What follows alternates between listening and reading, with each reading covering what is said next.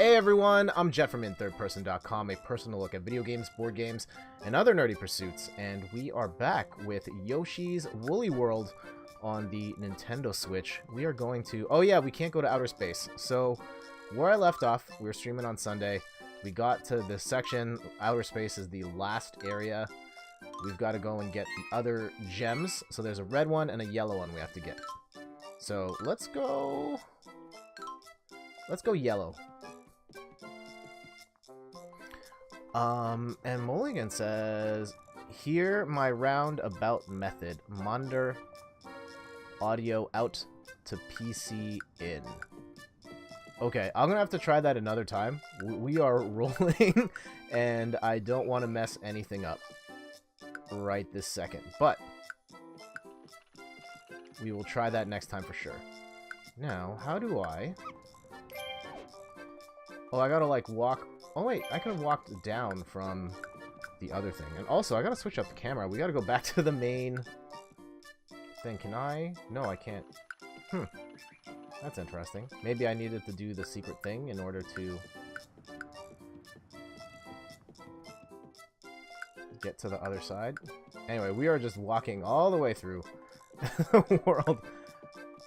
There we go. Now we're off. 15 smiley flowers. Good thing we got a bunch of those. I've been admittedly kind of sloppy in collecting these flowers. I have not been the most thorough, but we're getting through. So, Mulligan, how you been? And in the meantime, I will vamp. We'll talk about Yoshi's Woolly World and some of my impressions so far based on how much I've played. We're like 40% of the way through. Welcome to Pastel Pathway. I mean, you need the cables as well, but I'm tempted to splice the HDMI with an ADMI audio splitter. I have no idea what that means, but I will take your word for it. One of the things I want to do, since we're talking streaming nerdy stuff, is like, I need to be able to hear the game sound, but I also need to hear the PC sound when notifications are triggered and stuff like that, because I can't hear both at the same time. And I've seen some ways to do it that require a mixer, and some that don't. There's one I want to try that doesn't require a mixer, because the mixer costs like 200 bucks, and I'd prefer to not do that, but I'll look into it. That's probably one of my next projects on the stream. It's that, and it's trying to get the broadcast to 60 frames a second.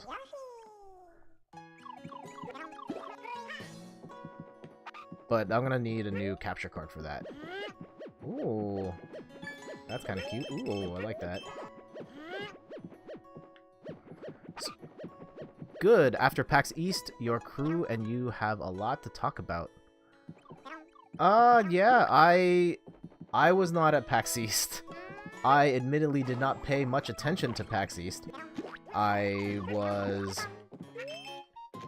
Yeah, I know what some things happen. Borderlands, I don't know if that was at PAX or GDC, but Borderlands 3 got revealed.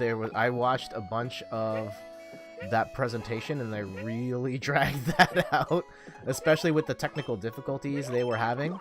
Are you a Borderlands fan at all? Katana Zero looks fantastic. Oh yeah, the Indie Showcase as well. So, I know a lot of those games were playable at PAX. I have a list, actually, of a bunch of those games. Katana Zero looked neat. I don't necessarily know if that's going to be my cup of tea, but I know a lot of people are excited for that one. No one's talking about this one game called Overland that I personally am excited for. It looks like XCOM, but a more straight-up RPG as well. And I like anything in the XCOM format, like a turn-based strategy, but then with like actual RPG elements as well. Oh. So I have a feeling we probably should have popped the other two holes there first in order to see what was in there. There's probably flowers and stuff. Oh, okay, hold on. We can shoot stuff back here. Alright, that's just the tree. Not too much going on there right this second. Other big stuff from that presentation, the Nindie Showcase, sorry, was Cuphead. Ooh, oh, and it's funny, 2 old school FPS devs are releasing games with the respective old engines. Yes, I've heard the team that did Duke Nukem is doing a game in the... I don't remember what engine that is. Yeah, Quake and Duke Nukem 3D, yeah.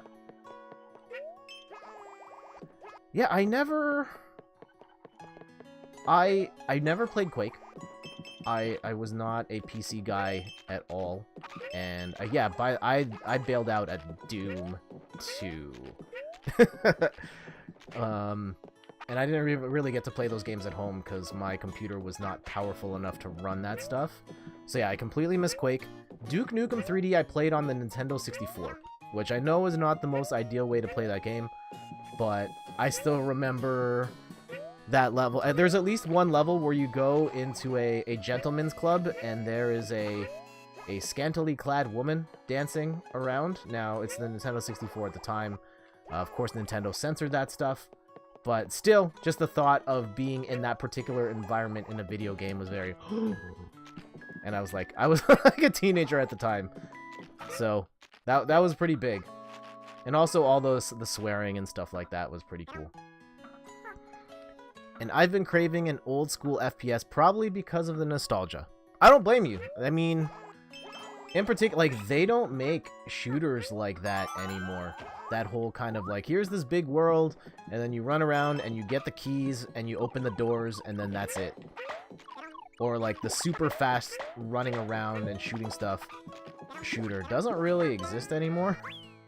Everything went Call of Duty with the sort of like shooting gallery approach and linear levels. And yeah, if you want that style of a more open-ended game, I guess modern Doom is more like that. But other than that, like, that's kind of it.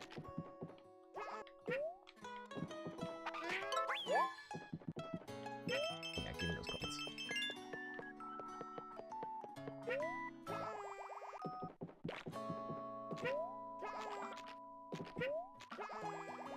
Other shooters of that era. I remember Hexen. I played a lot of that on the Nintendo 64 as well.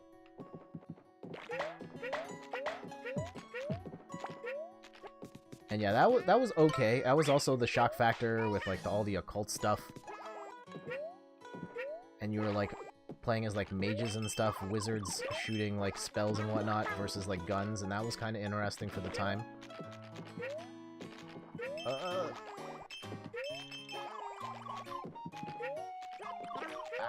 Ooh, okay, that was a good catch. Oh.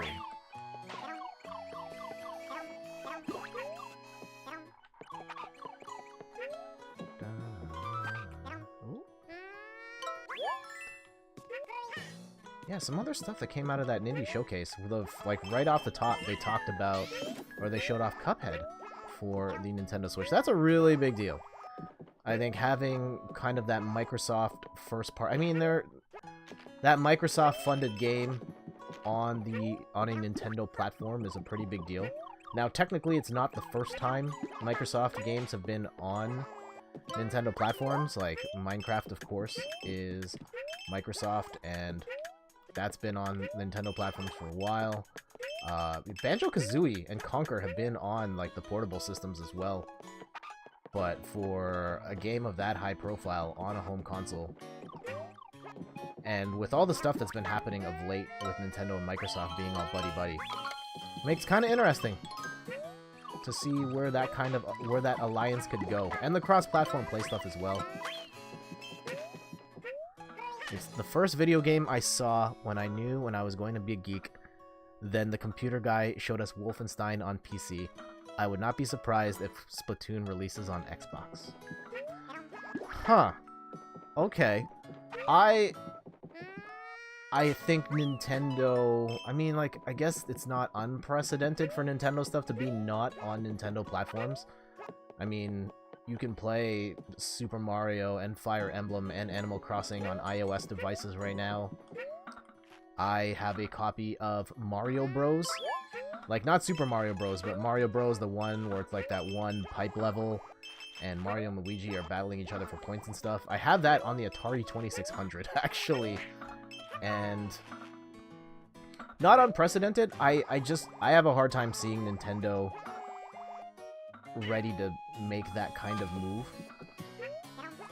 But we'll see. Think what that means to the Splatoon scene, though. I mean, that would be great, having the Xbox Live infrastructure supporting that game. It would be really neat, but I don't know. I think we are a lot more likely to see legacy Xbox 360 games hit the Switch before Nintendo puts anything on a Microsoft console. I feel like we will see stuff like Halo 3 and Gears of War before that. I mean, that's not necessarily a bad thing. Portable Halo, portable Gears would be nice.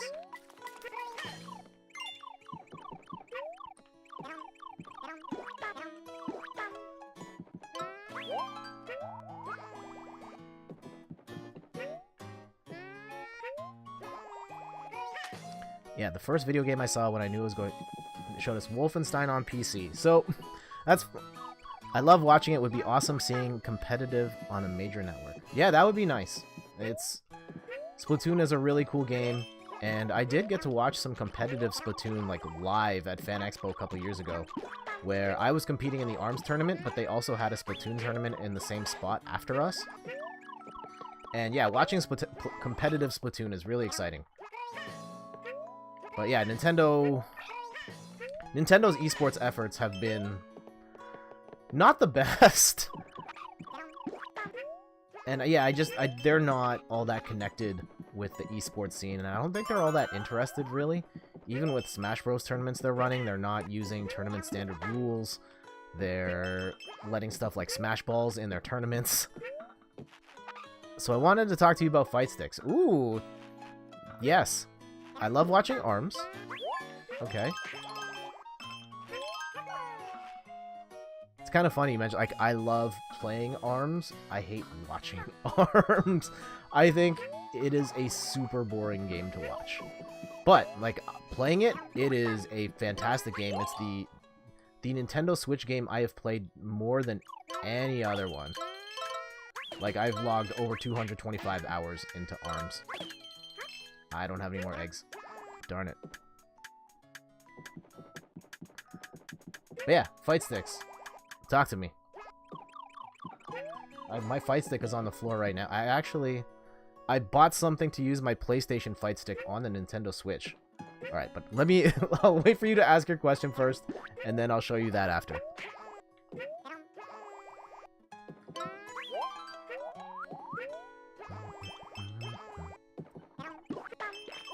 I don't think we've done a very good job in getting these flowers.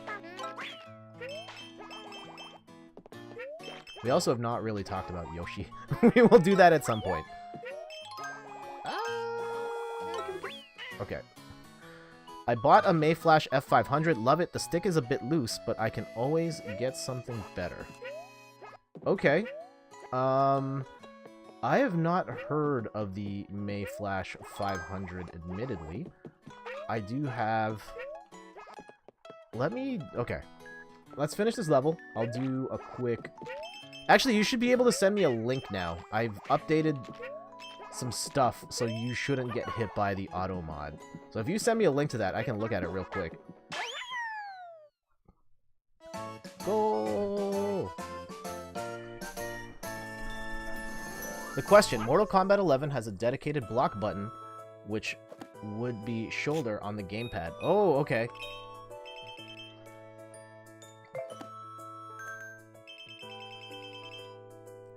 Would you use controller at that point? So, I've played Mortal Kombat 9 and Mortal Kombat 10 on stick. I don't remember, like... Some of my challenges with Mortal Kombat, one, the block button as a concept. I'm not a fan of that. Like, I'd much prefer Injustice because it has back blocking. Here.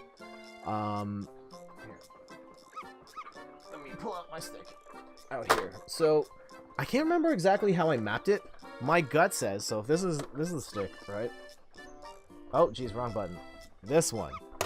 I went, like, so high punch, low punch. Oh, so yeah, it's like 1, 2, 3, 4. I can't remember how they do it in Mortal Kombat. These 4 buttons I would use for my attacks, and I think I used this one for block. Having to press the 3rd column on the stick would feel weird. It can. I'm just trying this out now. Oh, the rap, sexy. It's an alright stick. I was a big Mad Catz fan. And so, yeah, the Mad Catz TE sticks are my all-time favorite. But going into the PS4 era, I won... Yeah, I started playing in tournaments, and Street Fighter V had, like, all sorts of issues with their compatibility with the PS3 to PS4. So I had to buy a PS4 stick, and the Mad Catz sticks went up in price by, like, $100. Couldn't afford it. So I ended up getting the Ori H-Wrap, and I modified it because it comes with Hori's branded... It's Hori's stick and Hori's buttons. And I swapped all these out with Sanwa's. So I've got, yeah, the Sanwa JLF stick, and I've got the silent buttons, which are a carryover from when I lived in a condo with my wife, and she could hear the buttons.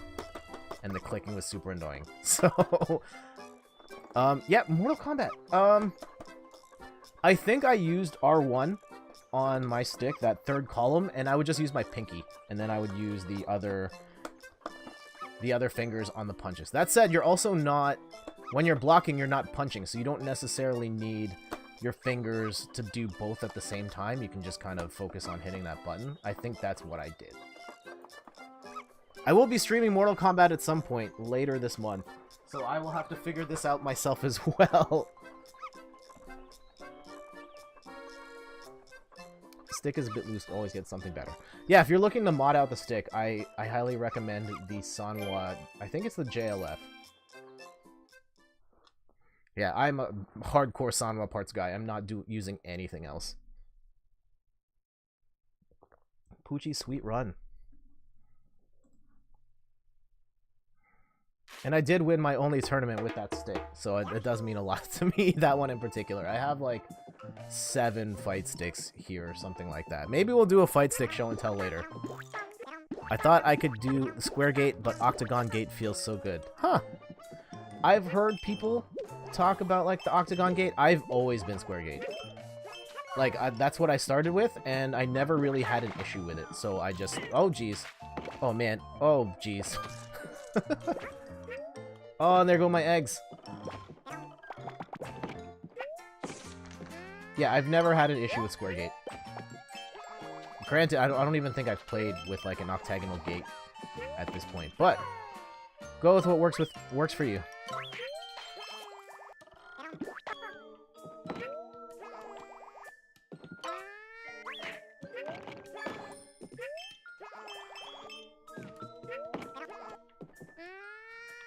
I was playing King of Fighters 98 and doing DPs left and right. Great. Oh, let's see what's right here. Nice. We got some of those red coins.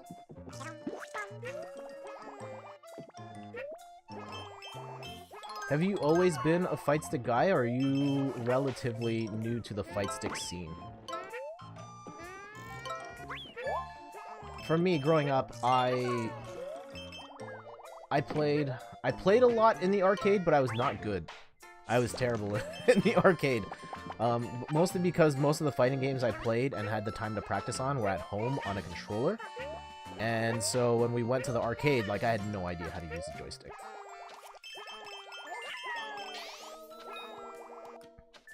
I just like the click confirm of the octagon. Yep, I hear you.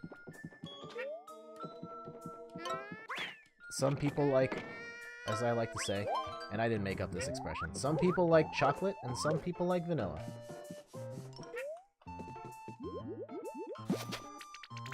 Yeah, Poochie!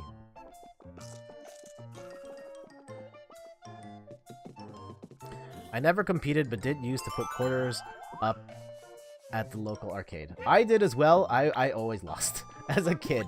Just because one, I was bad at the games. Two, I didn't know how to use a fight stick at all. And of course, that's the primary method of control in the arcade. And, yeah, it wasn't until Street Fighter 4, so like 2009, 2010, where I started to get serious about playing that game.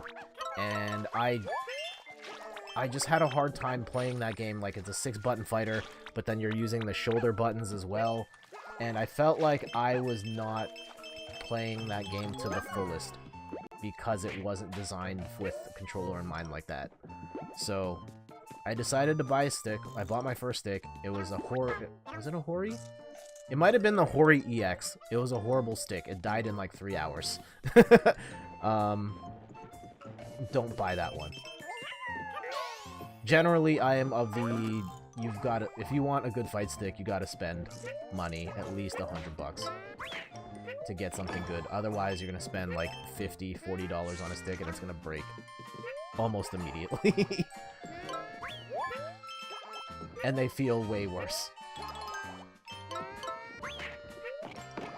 And yeah, it was definitely a learning curve, but at this point, I want to say I can't go back, but there are certain games I can play, like, more or less okay with just the controller. I can play BlazBlue Cross Tag mostly fine with just the controller. I actually bought an adapter. Where is this adapter right now? Let me switch camera here.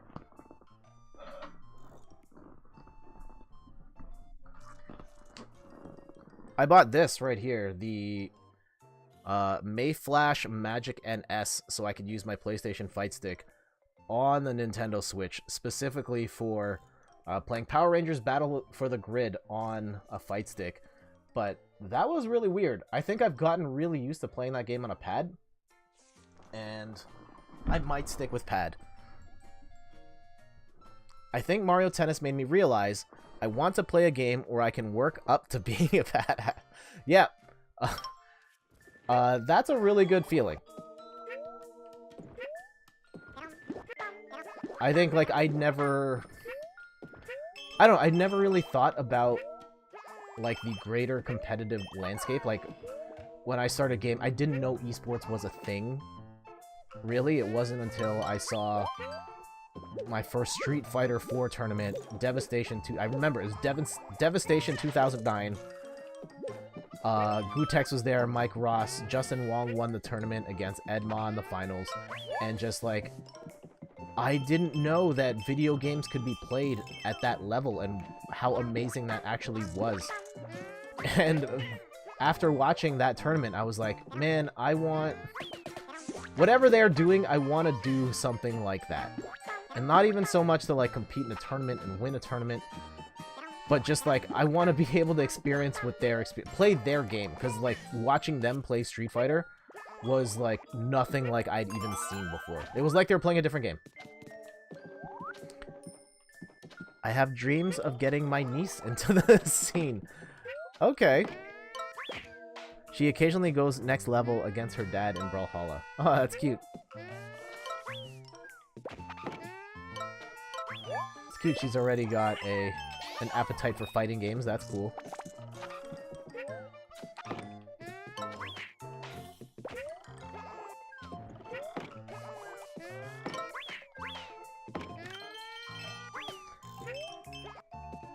And yeah, I just like playing Street Fighter, then I got super serious about playing it, and I at least got, like, I don't necessarily, it was a slow climb. It took years for me to like get to a point where I thought I was finally good, and I had to do a lot of research. I lost thousands of matches, but being good at Street Fighter did definitely give me like a different outlook on my abilities as a player, and I can always hang my hat on, like, I know I'm really good at this one thing.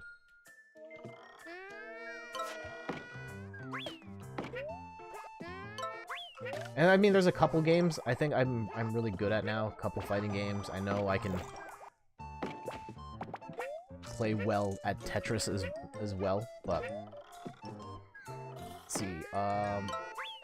Brawlhalla is great. It sort of gets written off. Yep.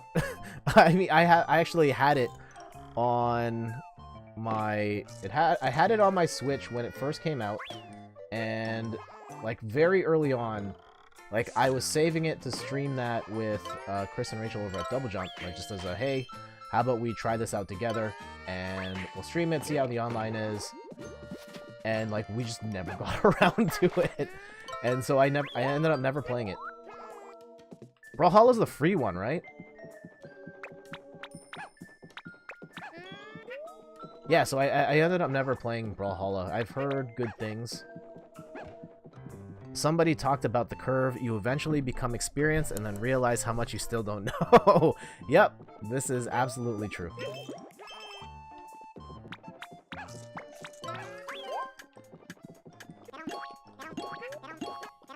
And that's a really cool part. I think when the... Yeah, when it becomes not so much about winning matches and not so much when you're not worrying about, like, oh, this guy did this cheap thing, oh, the lag, blah, blah, blah, and you know, like, it all comes down to you. Like, it becomes a different thing at that point, and it's just, how do I get better over everything? And that's such a cool feeling. Once you... Oh, man! What? Oh, wow, that was pretty cool. You go, Poochie. Yeah, and it's a weapon-centered game. Every character has 2 weapon types. Okay. At some point,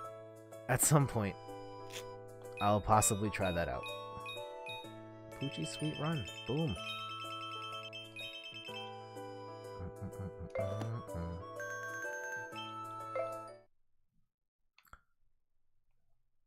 So I'll say, why Brawlhalla over Smash Bros?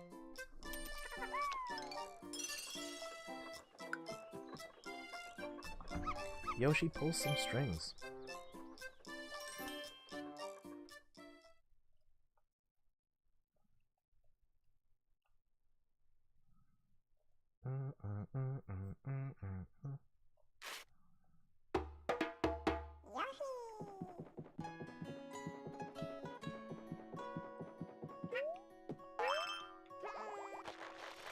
Whoa.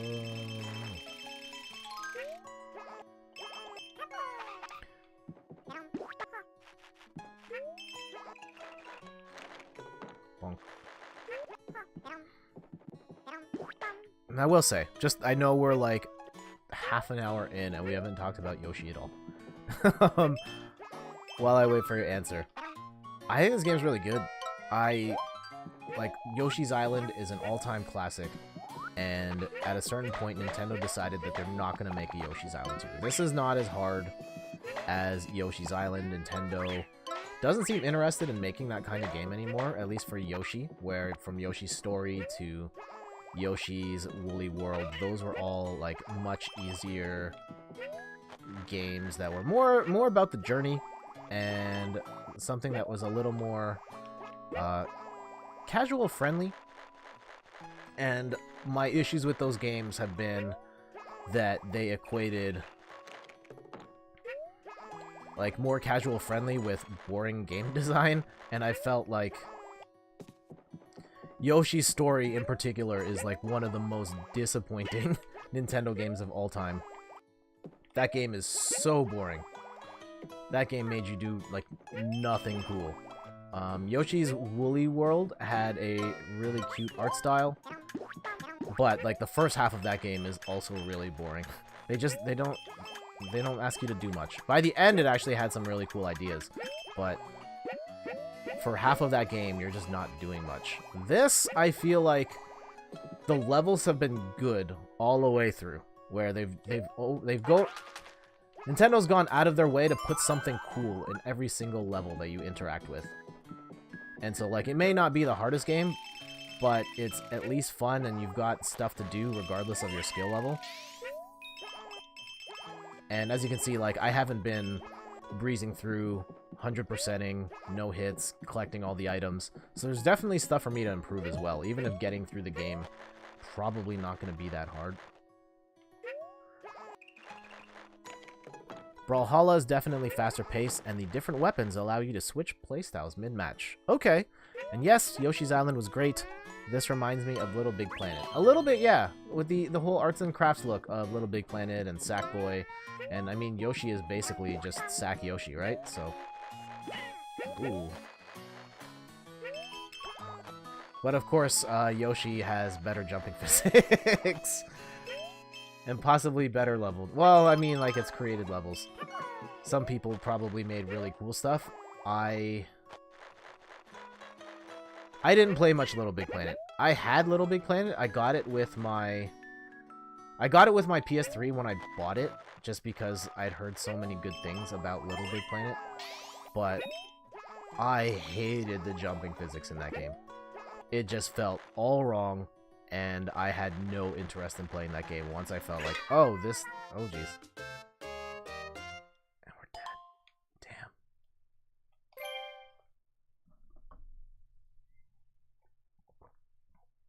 Damn. Also, I should be wearing a costume right now. Damn.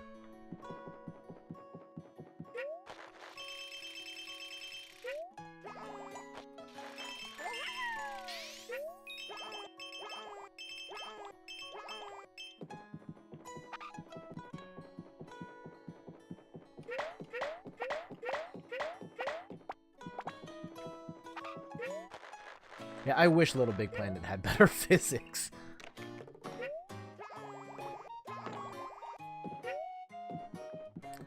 But oh well.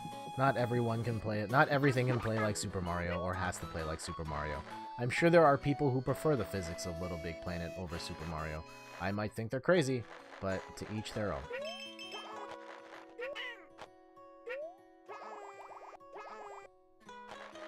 Oh.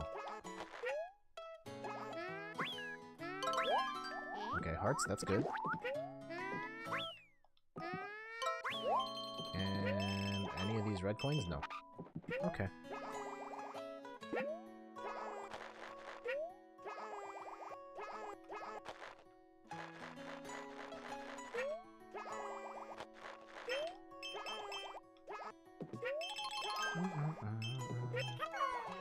I don't really remember the physics. It's for the best. The physics were not good. That is all you need to remember. I know I'm being kind of a jerk about it, but... really, though, they were pretty rough.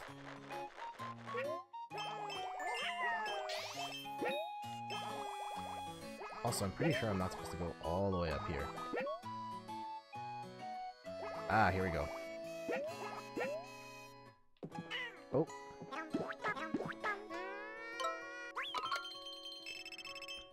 But it is amazing how movement matters in a game. Yes, this is true. If games have clunky movement, I'm out. I'm not playing it. It matters so much how mobility feels. Because if it doesn't feel right, then, like, it's not fun to play.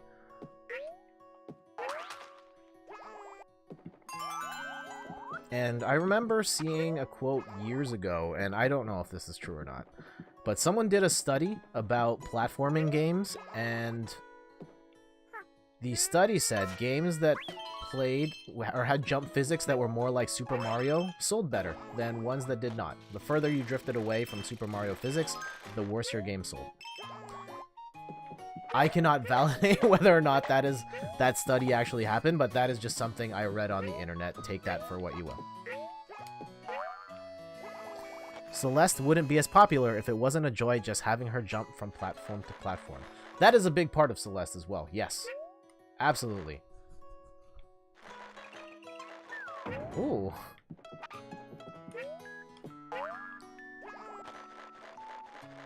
Yeah, from a gameplay perspective, the jump is the entire game.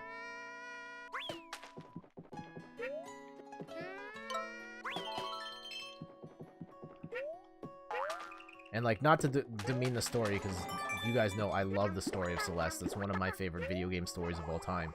But as far as moment-to-moment gameplay goes, like, the jumping physics are that game. Oh.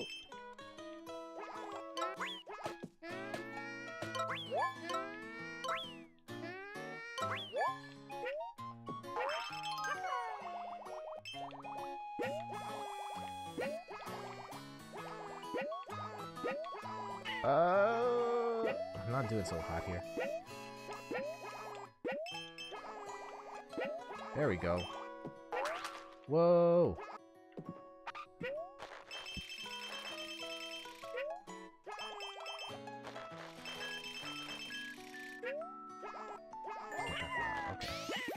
Oh, jeez. Oh, oh, barely made it.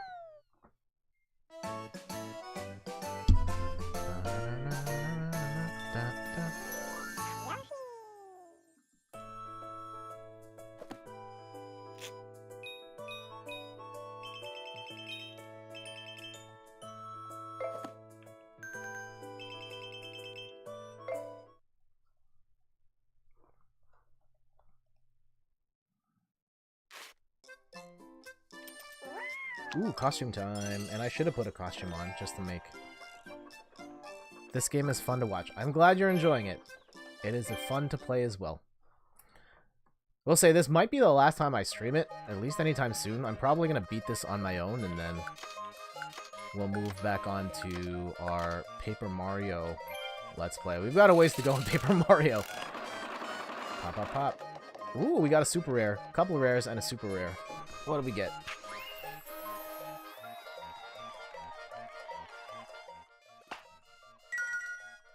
Blue yarn. Okay, that's kind of lame. Checkered windmill. No.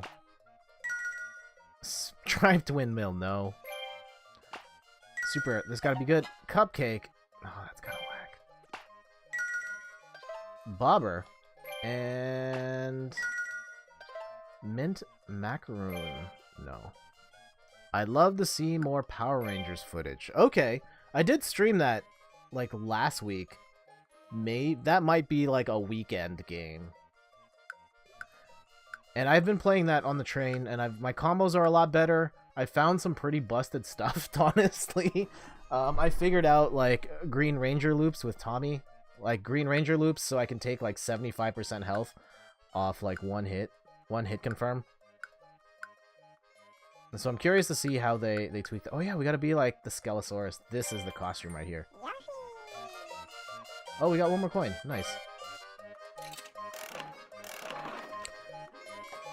Yeah, I will say, Mulligoon, don't buy Power Rangers right now. The big thing in particular, like, that game has all sorts of problems. Its gameplay's a lot of fun. It's got some really glaring issues. The biggest of which is that blocking low doesn't work properly when you play online. So that pretty much defeats the purpose of playing the game at all if you can't play defense. And so yeah, I haven't played it online since that first night.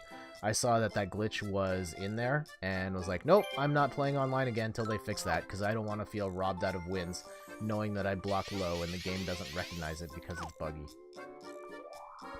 And I've run into some other stuff. I play as the Pink Ranger a lot, and there's this weird glitch. I think Maximilian dude actually got giddy with nostalgia while seeing all the broken mechanics.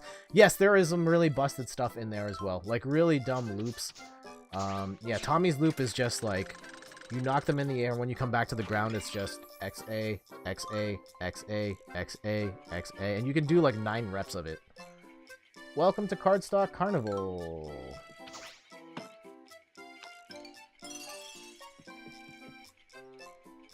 Spin wheel shuffle. Like, at a root level, it's fun. I do enjoy the mechanics. You can do some really wacky stuff, some really fun combos. But yeah, with the online being busted in terms of not being able to play defense, like, no. And there's no lobbies. Arcade mode doesn't have difficulty settings if that's something you're into. And then, like, that's the whole game right now. And even the combat has, like, buggy stuff. The Pink Ranger has a glitch. I've triggered it twice now, where I've been playing Tangle Deep. I have no idea what that is. I'm sorry, dude. Yeah, she has a glitch where, like, if you cancel out of the slide, I think it's you cancel out of the slide, she, like, is stuck in her jump animation with her cape flying upwards, and she just slides all the way across the screen and is just stuck there indefinitely. And I've had that happen to me twice, and one of those happened in a match. There was another glitch where, like, if you kill the main character while the assist is out, the assist will just stay on the screen indefinitely. And so they'll keep standing up, and the other opponent will keep hitting them, and you'll just drain their life down to 0, and then they're both automatically dead. So, like, stuff like that is just unacceptable. As much as I want to enjoy it for it being, like, a Power Rangers fighting game, and in particular, supporting some of the players that helped make that game. So, Marvel Legend Clockwork is the lead battle designer on the game, and Shady K, who's another Marvel pro, helped make it. Justin Wong helped with the balance of the game. And, like, that's super cool to me, and I want to support those guys. But, like, there's so much stuff beyond them, and including them as well. Like, some of the infinites, or, like, the loops in that game are ridiculous.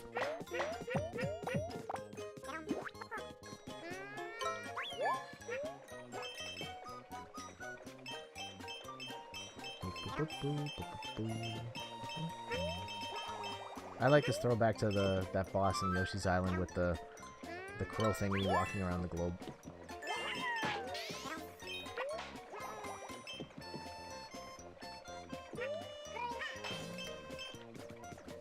Can I walk around the globe?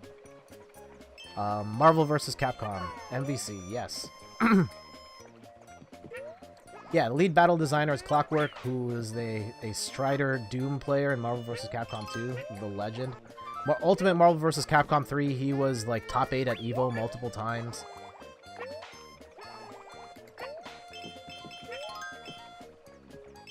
And then Marvel vs. Capcom Infinite, he was a top player in that as well.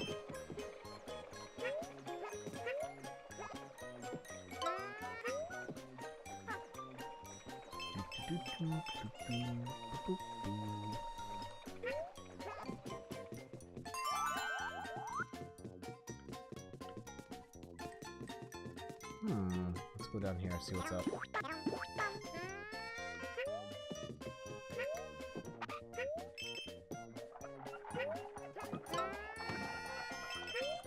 Oh, those are bills. I haven't seen those this entire game.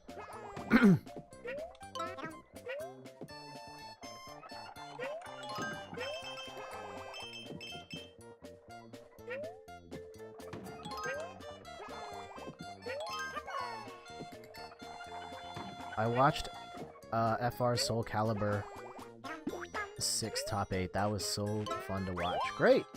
I have not watched any competitive Soul Calibur 6. I don't really follow that game, but I do have a lot of memories playing the older ones.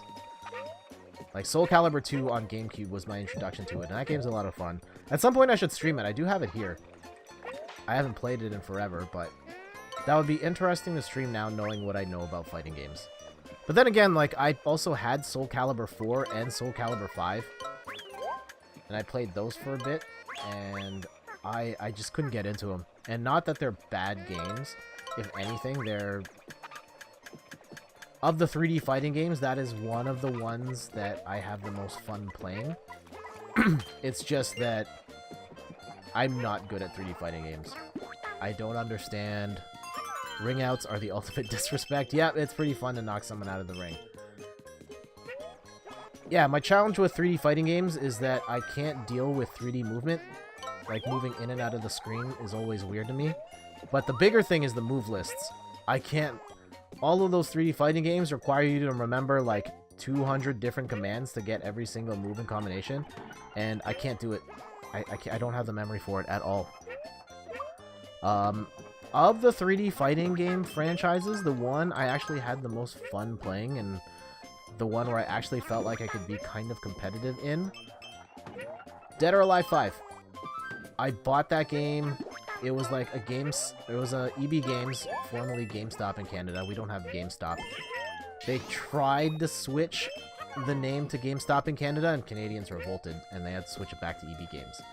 But anyway, they were clearing it out, and so I decided on a whim, let's try this out. I love fighting games, I want to play them all, and see what the deal is. And I tried Dead or Alive 5, and I loved it.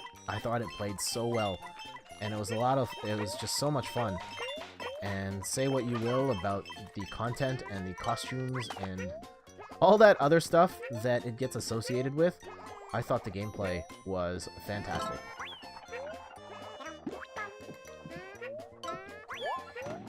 And so yeah, I think I would probably pick up Dead or Alive 6 before I pick up Soul Calibur 6. DOA 6 is fun to watch as well. Yeah, I haven't really been following the tournament scene at all. I think just me falling out of love with Street Fighter V just kind of sent me off the deep end. That's the biggest one. And then Dragon Ball, I was into Dragon Ball for a bit, and then I couldn't play it anymore because the way the online worked at the time. Yeah, the counter system in DOA 3. Yeah, the counter system is the best part of DOA.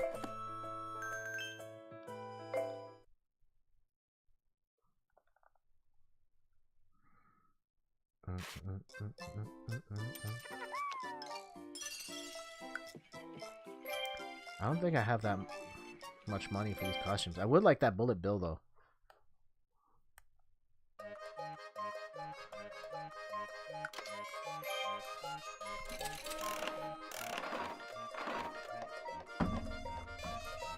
But yeah, over the past decade, with me just being super interested in fighting games, I've played like almost all of the major ones at this point, like franchises. Like I've played, yeah, I've played KOF 13. Was it KOF 13? I think it was KOF 13. I've played all the Street Fighters, Blaze Blue. I've played the first few of those. Guilty Gear, I haven't bought a Guilty Gear. I've tried, like, demos and stuff. Can't get into those.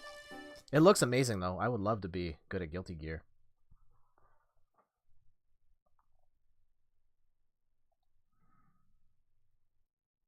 Yeah, the Marvel vs. Capcom games. For someone who's horrible at Tekken, I have bought, like, multiple copies of Tekken. I've bought Tekken 6 and Tekken Tag. And I have a Tekken Fight Stick, of all things. I can show that during the show and tell. We'll do the Fight Stick show and tell towards the end. Or, like, if you're leaving soon, I can pull out the sticks. It does. It's coming to Switch. I don't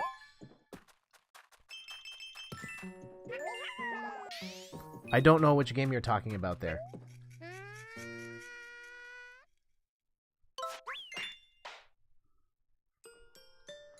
Yeah, Skullgirls I'm excited for coming to Switch. I had that on PS3. I didn't spend as much time as I wanted to with that game. I was busy with other stuff. But, like, Skullgirls is a fantastic game as well. I streamed that last year, actually. Like, just a random daytime. I had the day off of work. Tried to figure out how to stream PS3 games, and that was the game I streamed. Guilty Gear. Ah, yeah. I think there is already a Guilty Gear on Switch. Like, mainline Blaze Blue is also on Switch, and if that comes down in price, I'd pick that up. Yeah, I think I'd be more inclined with Blaze Blue, because at least I have a history with the franchise. Although the game I'm waiting... Samurai Showdown looks fun. I think that is going to be a very interesting use case for me. Like, I grew up... I actually played Samurai Showdown on the 3DO mostly. And I didn't really understand fighting games at the time. Like, I just liked it. I picked Galford because he had the dog. And I liked using the dog as special moves. And so, like, I didn't really know how to play it at the time. I was mostly mashing buttons and doing, like, quarter circle forward moves. But, like, I got it on the Super Nintendo a couple years ago, and I streamed that last year. And I was like, I don't know, like, does this game not have combos? Like, I just don't see how any of these moves are supposed to connect. And yeah, I thought it was just like, well, it's the Super Nintendo port, and it's not as high-powered as the 3DO version, so maybe they have to cut that stuff out. And then watching footage of the new Samurai Showdown, I was like, wait, no one's doing combos here either. Is it because, like, the person playing the game is bad and they don't know the combos or anything like that? But no. I found out that...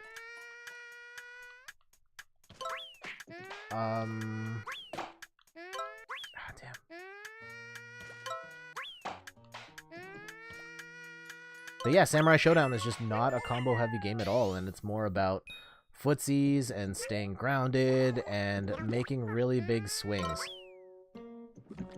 High risk, high reward moves. So I've never really played anything like that was so minimalist and so footsie heavy. So I'm curious to see how that goes. I do plan on picking that up. And I hope it works out for me. Yeah, I really... I miss having a fighting game that I'm super serious about. That I could actually like go to a tournament and play and have fun with. I feel like in a world where I'm not playing Street Fighter, like I've lost part of my gaming identity, which is a weird thing to say, but like once I develop that skill, like just being good at fighting games is something that I've hung my hat on as a gamer, and I just have not been into the current crop of games that way. Like, I really liked Pocket Rumble. That game was a lot of fun, and if there was a competitive scene for that, like, I absolutely would have competed in that. But that game was so small time, and...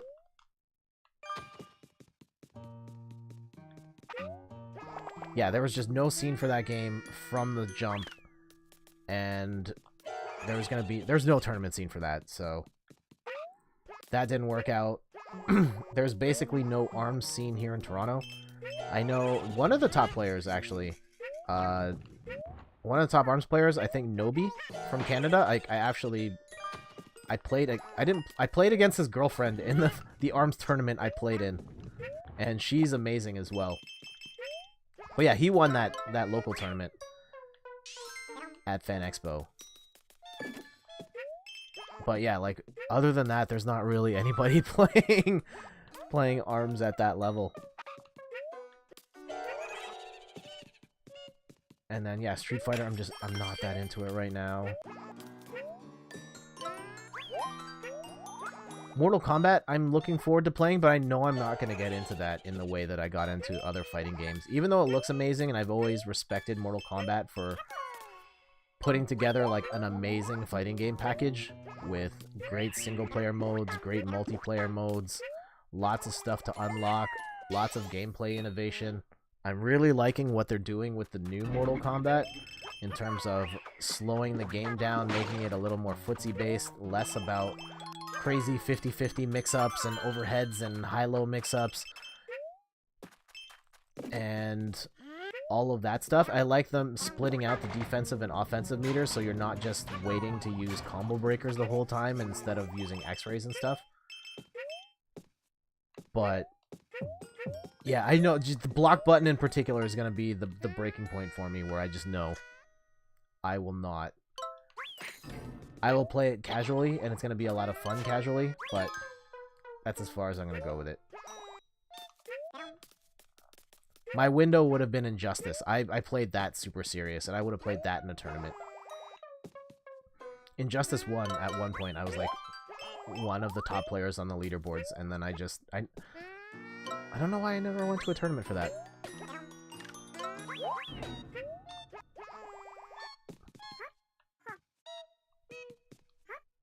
Yeah, I've been hooked on watching it on YouTube. I've talked about like 800 fighting games there. I'm gonna guess you meant Samurai Showdown. If you did, yeah, I've been watching... The person who I watched the most for Samurai Showdown was L.I. Joe. But yeah, Max has some good videos as well. Maximilian, one of my favorite one of my favorite content creators, period. I love what he does on his channel, and making fighting game content for not just like the super hardcore, let's talk about frame data and strategies and stuff. This is a neat level, by the way. I'm doing this game a disservice by not talking about it enough as we play. This is cool. Whoa, what is happening? Oh.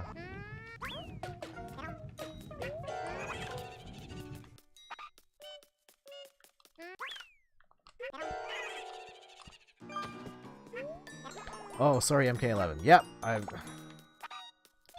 It looks gorgeous. I'm very curious to see what the Switch version looks like. I've heard impressions from PAX where that it looked really good for a Switch port, but NetherRealm did not want anyone to take any footage of it. Which, on one hand, I understand. Like, you want to put your best foot forward, but at the same time, people want to know what that Switch version looks like, and if it looks good enough, they'll buy it. And yeah, it's not going to look as good as the PS4 Xbox One version, but if you show people that the Switch version looks pretty good still, then you'll help sell more copies of the Switch version. Weird philosophy. IMO.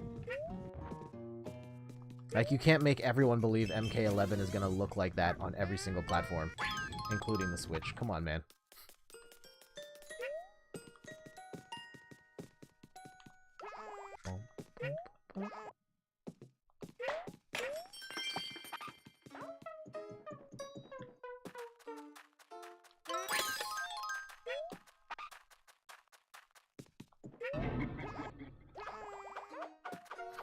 Man, this level is so good, by the way, for as little as I've been talking about it. Man, this whole, like, haunted house with the ghosts and this guy with the scythe running at me. Oh, it's so cute.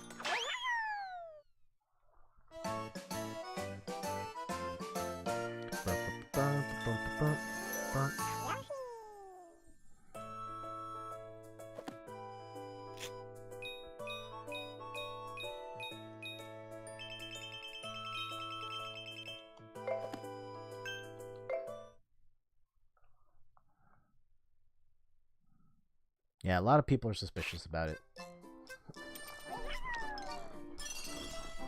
Yeah, I would assume it would be bad if they're so suspicious about it, but like everything I've heard from people who have actually saw it have said like it looks good.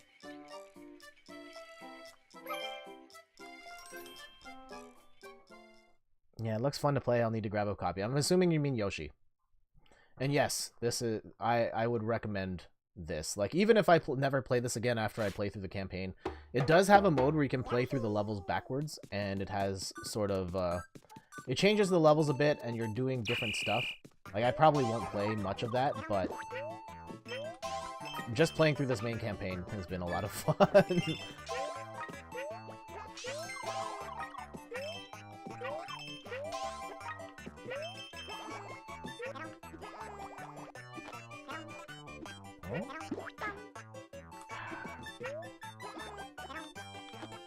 Oh, okay, I see what I have to do here.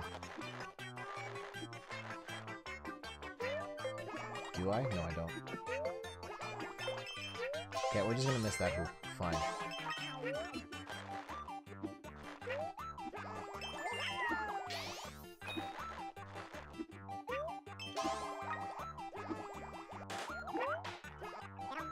Yeah, Mortal Kombat 11, are you... The circus level looks fun. Yes, yes, it... So far it is.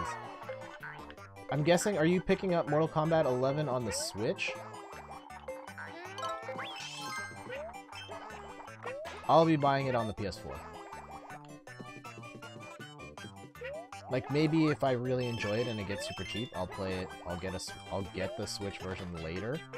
But I think for that type of game, where I would play it, I'd want to at least be somewhat serious. I'd probably pick it up on a modern platform.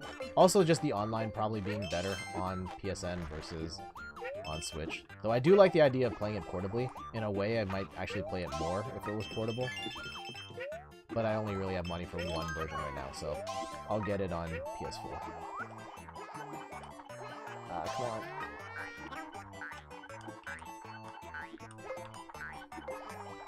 Ah. Oh, there we go. Ah, no, I don't. Oh. No!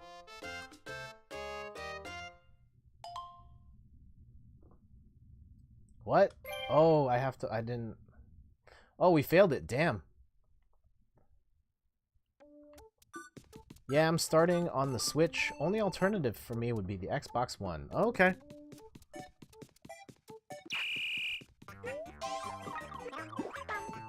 I mean, why wouldn't you do Xbox One?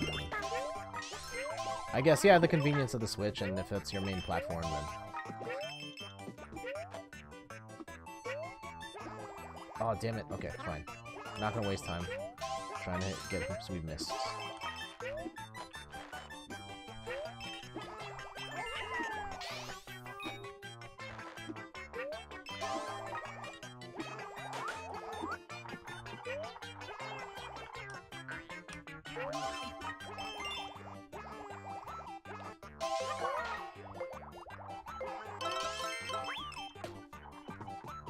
Alright, let's just book it. Alright, here's a question for you, Morgan. Why did you go go Xbox One over PS4? Not judging, I have both.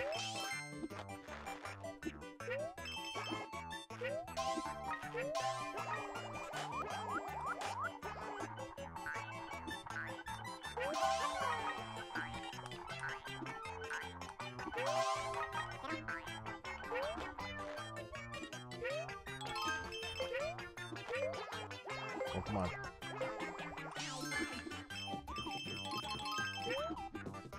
And yeah, of the big three platforms right now, PlayStation was the last one that I adopted, and that hurt my soul a little bit, admittedly, just because of how anti-Sony I used to be for a really long time.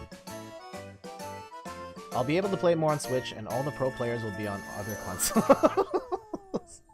Okay, so you're ducking the competition. I get it. I get it.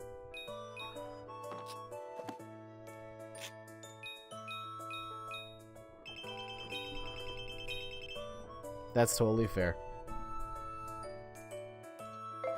Wife wanted a 4K Blu-ray player, so got an Xbox One X. Ooh, Xbox One X. Nice stuff. Yeah, going into that PS4 Pro, Xbox One X stuff, like the big sellers, or like the big selling points of those platforms was 4K support, and that didn't work for me at all.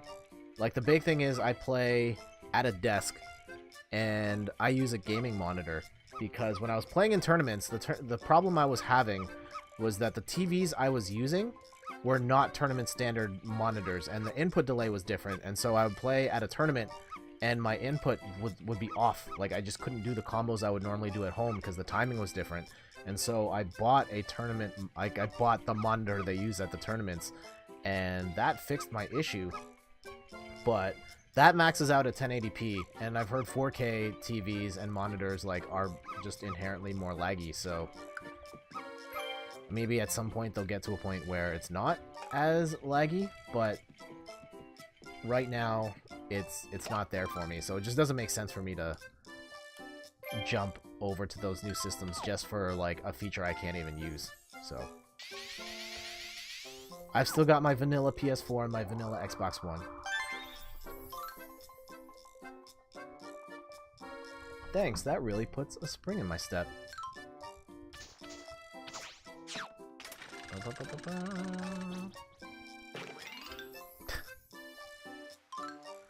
Welcome to Chili Hot Isles.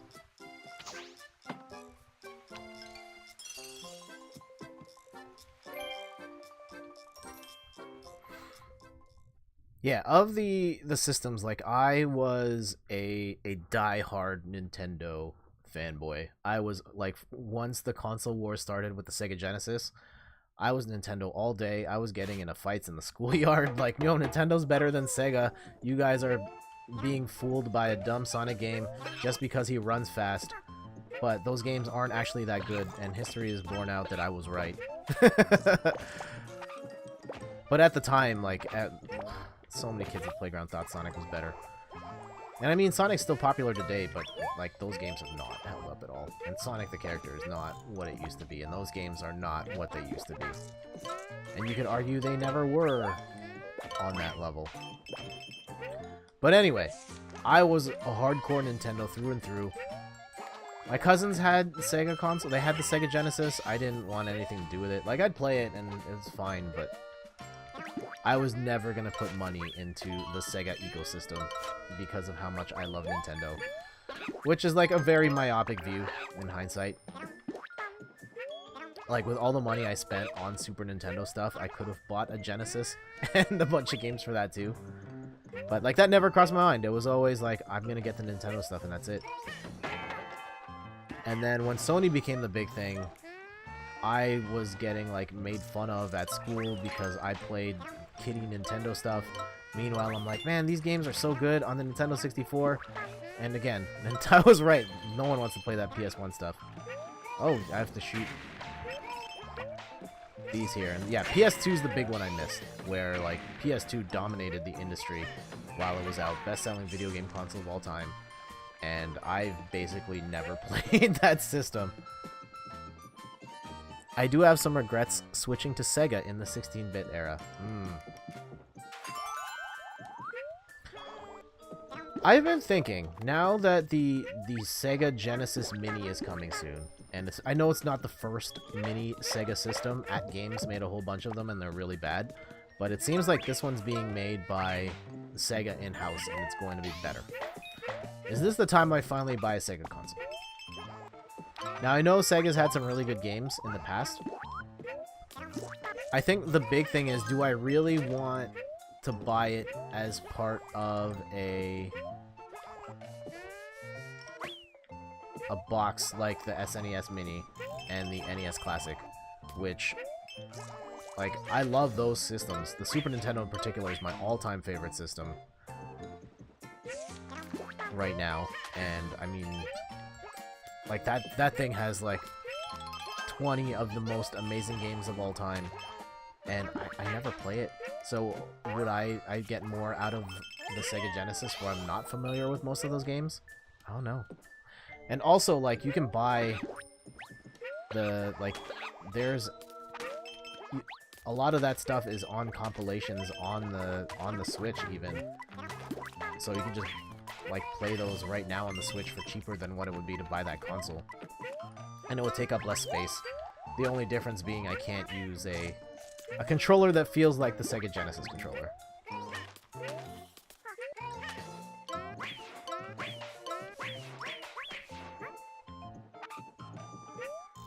These are the questions.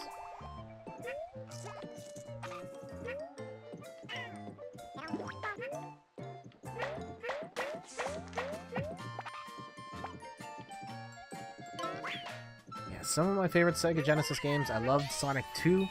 I love Gunstar Heroes, though I discovered that on the Wii Virtual Console after the fact.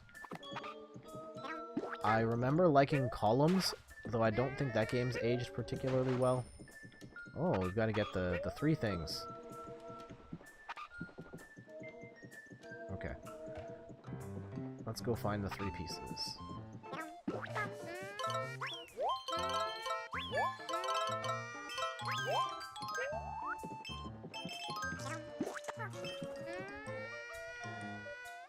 Really? None of that stuff I can shoot in the background? Okay.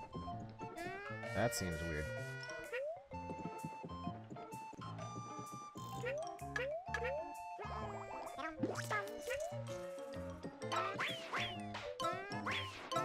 There's a piece. Got it.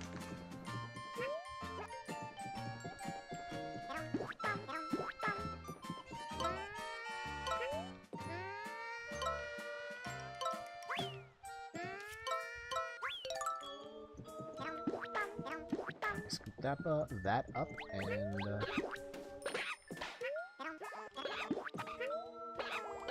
let's go get that map.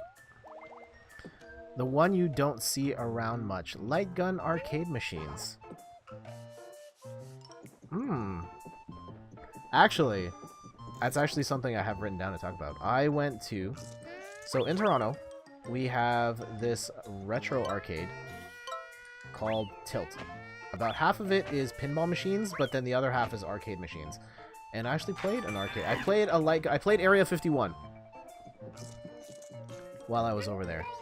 At the time, in previous trips, they've also had, like, Revolution X, that Aerosmith game, and this is also neat, by the way. The multiple cannons shooting into the background, and the cannons shooting different distances. That's cool.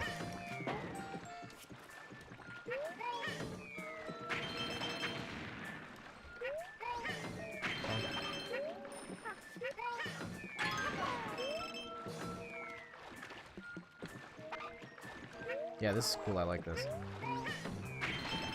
Ooh.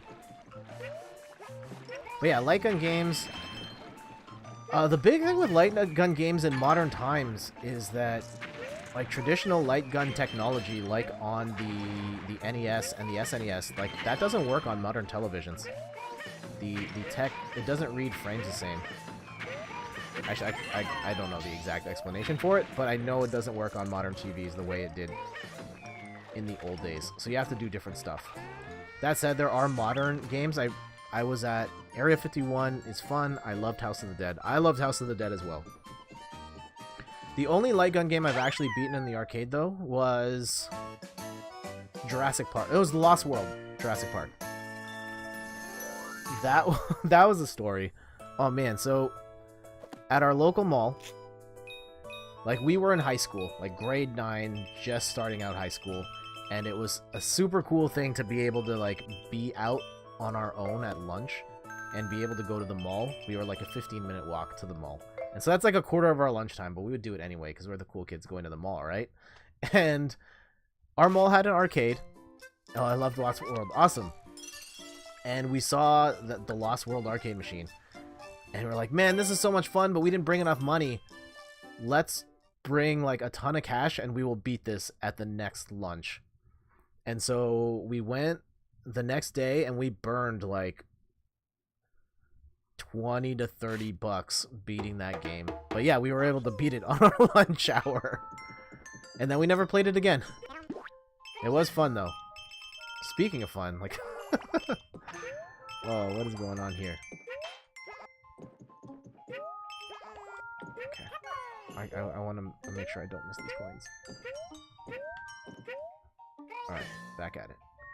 Whee! Oh, jeez. Oh, no. Oh, Yoshi's gonna drown. That's bad.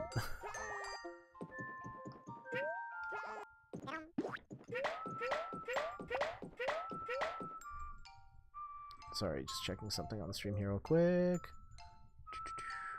Alright.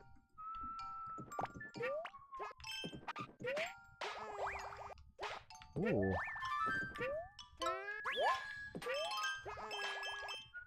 Weren't you in a moving Jeep at times? I'm pretty sure you were.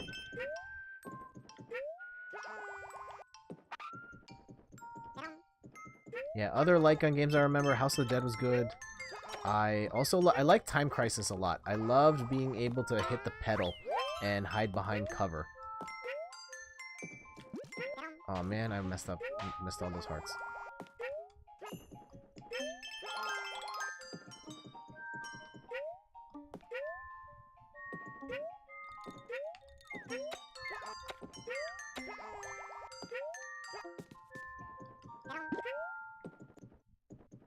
Can I run? Oh no.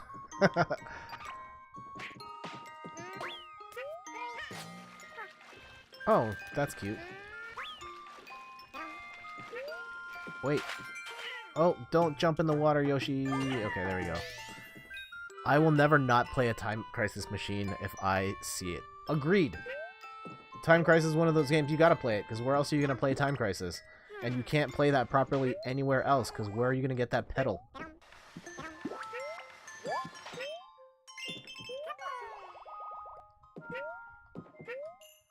Yeah, that one's a must for me. What else did they have at this arcade? They had Teenage Mutant Ninja Turtles, the arcade game, which eventually got ported to the NES. And one of the things I noticed playing it now is that that game hurts my wrist really bad. I don't remember it hurting that much, and maybe it's because, like, this arcade was, you just had to pay a cover charge, and then everything was free to play after that. But, like, just mashing that button over and over again, the attack button, like, it hurt. Like, we could have just sat there and beaten the game because it was all free play. And we couldn't do it. After level 3 or 4, our wrists just hurt way too much. Definitely will play light gun games with my son when he gets old enough. Yeah.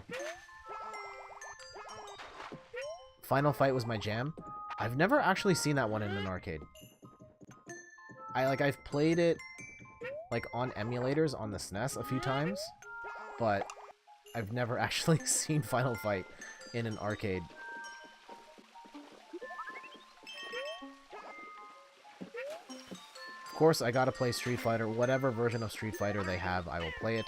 There is a restaurant, like, right by my house that we go to every now and then, and they have a Street Fighter Alpha 2 machine.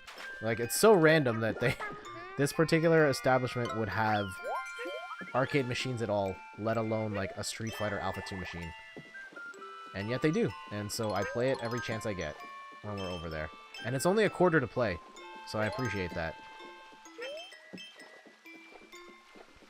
Speaking of which, Streets of Rage 4 looks fun. I haven't watched any footage. I saw the initial trailer a couple of months ago. I haven't watched gameplay though. But I'm glad to hear that you think it is fun. I've played like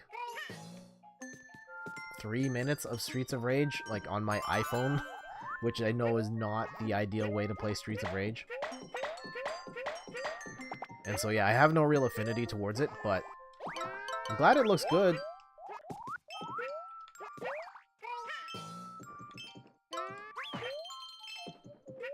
That was cute. Oh, I see what... Yeah, the buckets. That's neat. I like it.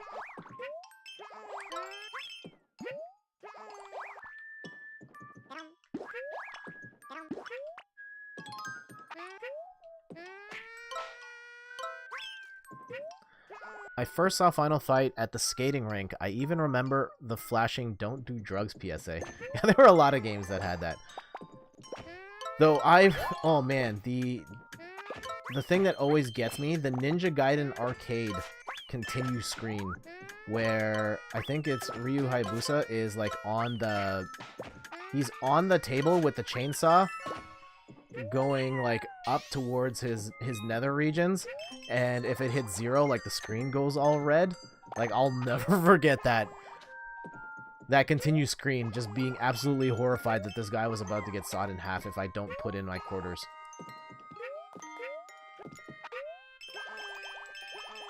Also, if it's not Ninja Gaiden, please let me know. I know it is a ninja arcade game.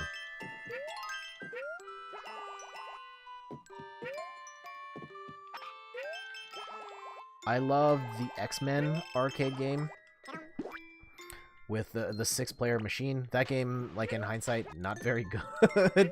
Having played that recently, I streamed that last year as well.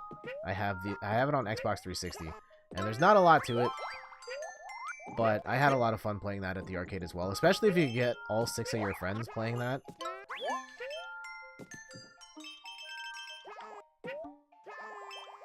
I'm guessing, did you get the Capcom Beat 'em Up collection on the Switch?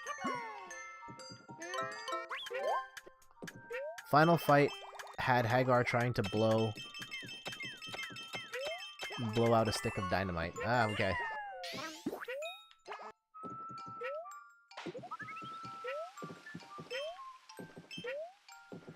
Yeah, for me, I mostly know Hagar for his appearance in the Marvel vs. Capcom series at this point.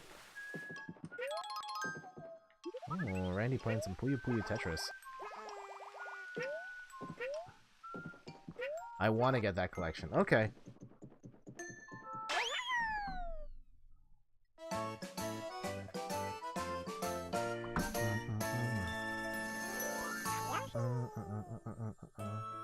Other games I remember from the arcade. I remember there being... Beat 'em ups are mainly fun when playing with someone. Agreed. Like, all you're doing, like, in hindsight, all you're doing is walking to the right and just mashing the attack button over and over again. There's not a lot to it most of the time. And it's funny, actually, because I've been to an arcade a few times now. Different ones in the city. And one of them has, like, a new Ninja Turtles game based on the modern cartoons and stuff. And they now have, like, super moves. You charge up a super meter, and it's got a little more stuff going on. It's still, like, a very mashy game. Alright, what costume do we get this time? Penguin, okay. But yeah, they have a new modern Ninja Turtles game, and everyone has super moves and stuff. It looks okay. I didn't know that Bebop lost a lot of weight in the lore. He's, like, really skinny now. The added difficulty of being able to hurt each other. Oh, I hated that. Aura Curtain. Tropical Cap. Ooh, fun pirate ship. Not like a boring pirate ship, a fun pirate ship. Foam Box, that's probably the lamest one. And Palm Tree. Costumes. Did you ever play Dungeon Fighter? No, I did not. Did you ever play the Alien vs. Predator arcade beat 'em up? That was one I remember having a lot of fun with, and it's a shame that one will probably never come back in any collection due to licensing and stuff. I don't think that made it to any consoles or anything. That was just arcade only. 20 flowers. Oof.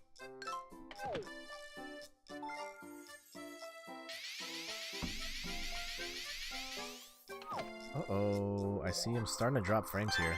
Sorry about that. Internet's going kind of wacky right now. Apologies for that.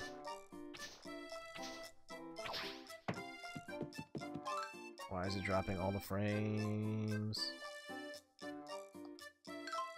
It was a free MMO on PC and a beat-em-up format in the dungeons. Yeah, I never played that one.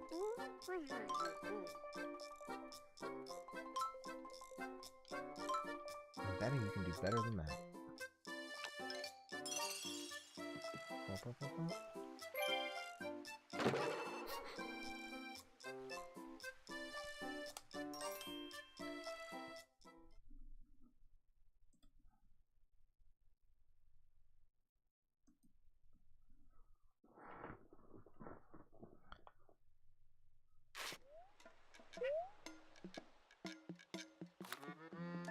Hold it right there, Yoshi.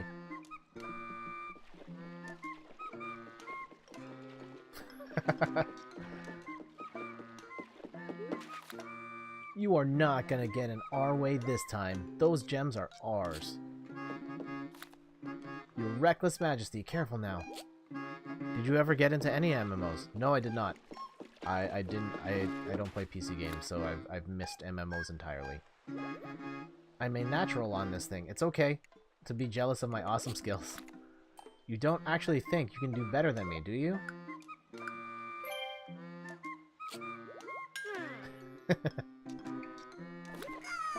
Ha! This fella knows awesome when he sees it.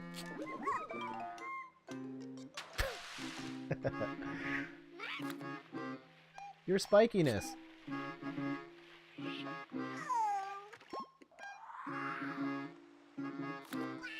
It's all your fault, Yoshi.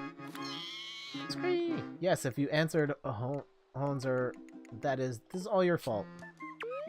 I think this is my favorite appearance of Bowser Jr. I hate Bowser Jr. as a character, but in this game he's a lot of fun.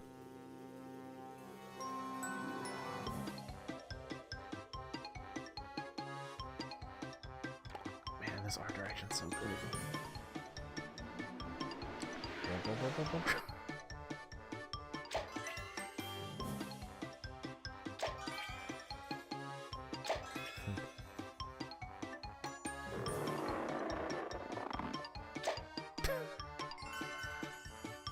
Yeah, we'll just put the tape right there. Gee, I wonder where we're supposed to hit it. Bert the Ball. Yep, boss fight.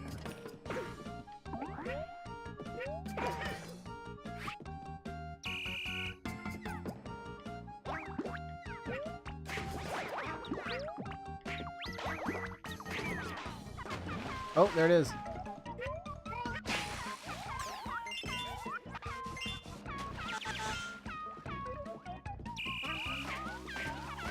Oh, okay. Probably not going to be a blue toad.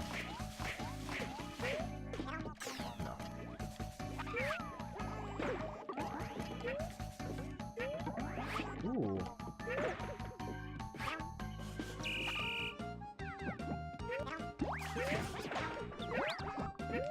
Oh no, oh no, oh no! Okay, we got this, we got this.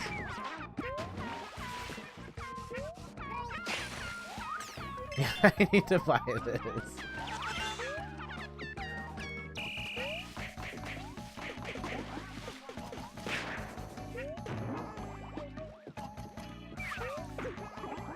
Yeah, when, like, I just wasn't that big of a fan of Yoshi's Woolly World and Yoshi's Story, and I just thought it would be another one of those, but, like, I feel like this is a lot better. I watched, before I played it myself, I watched, Chris and Rachel at Double Jump stream it. They got their copy before me, and just watching them play, I was like, oh, there's some stuff going on here. And, yeah, the game just got better as it went.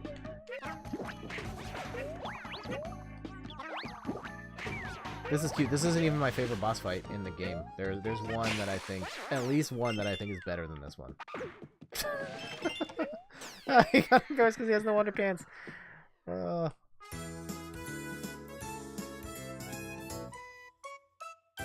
So good.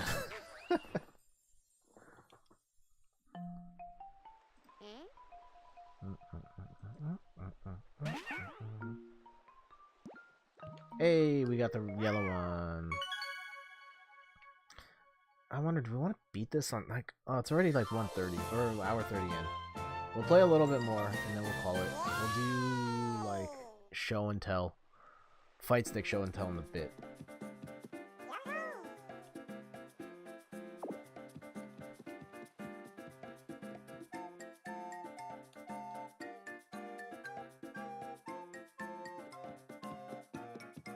Ta-da!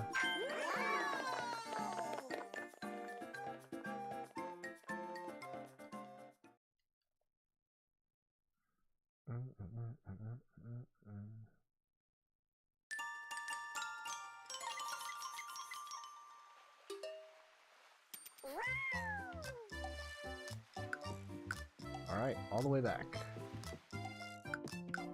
Wait, how many... Can I see how many coins we have right now? 249. Yeah, let's go buy one more costume from here. No, let's not buy a costume from there. I don't like their super rares. Apparently co-op in this game is a nightmare. I can't say. I watched Chris and Rachel play. It looked okay. But I can see it. Yeah, the co-op in, like, all the new Super Mario Bros. Games and the platformers like this, it can be a challenge with just people in the way.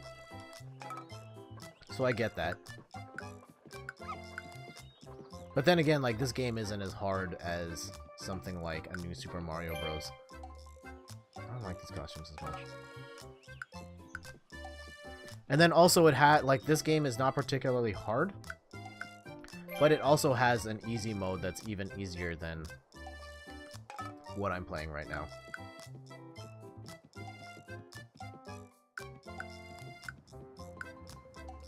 And I'm very curious to see how easy it actually is.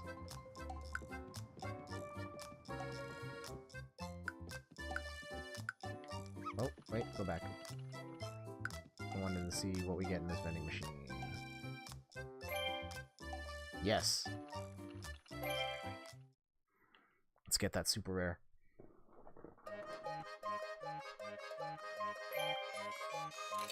Yeah, that samurai one looks dope. Ah, common.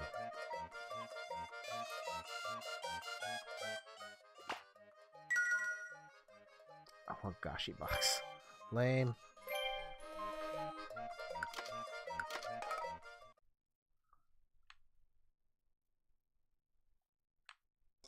Okay.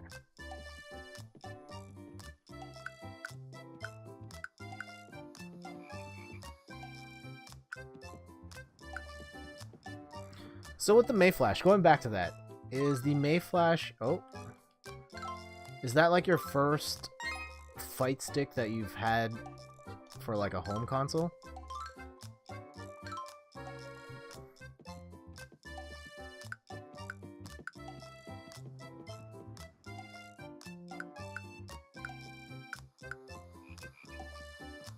Yeah, I'd never bought any of their products before until I bought the adapter. And the adapter is really good, I will say that. The thing it doesn't really do, at least from my experience, is I can't get it to work with tilt controls for stuff like Splatoon or Paladins, which I know is going to be a big problem for some. So like if you wanted to play a shooter with the DualShock and get the tilt, I couldn't get it to work. I've heard people have been able to get it to work, but it just didn't work for me. It is, okay. Ugh. Yeah, well, congratulations. I hope it serves you well, and for me, it was the start of an addiction. Though I'm glad I didn't buy a stick specific for the Switch.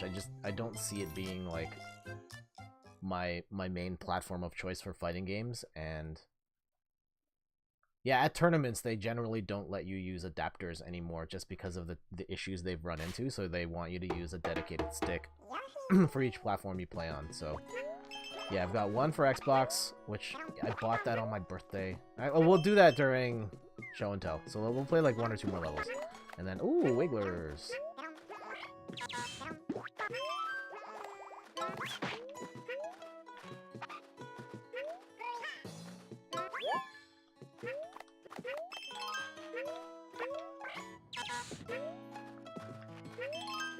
Yes, this one supports multiple platforms. Awesome!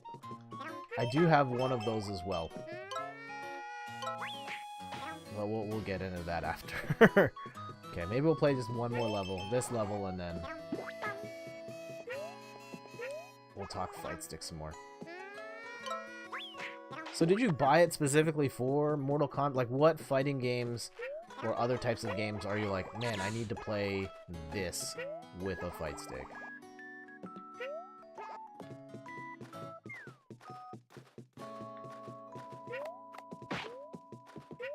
For PS4 and Xbox, you need to plug a controller into the actual Fight Stick pass-through.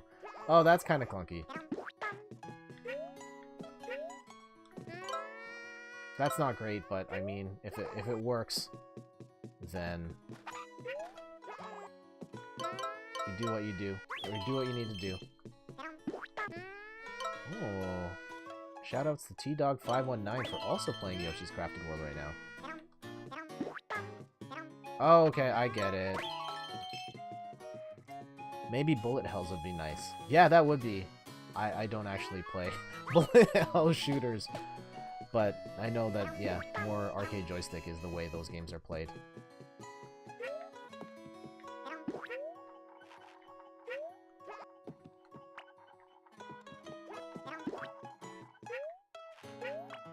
Huh, that's neat.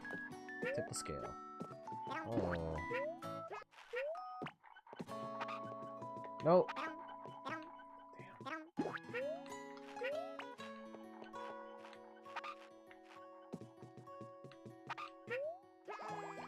Jump.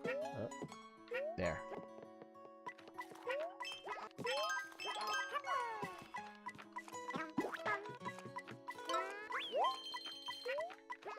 Yeah, playing Ultra Street Fighter 2 on the Nintendo Switch with the joystick, like, felt so much better than trying to use the pad.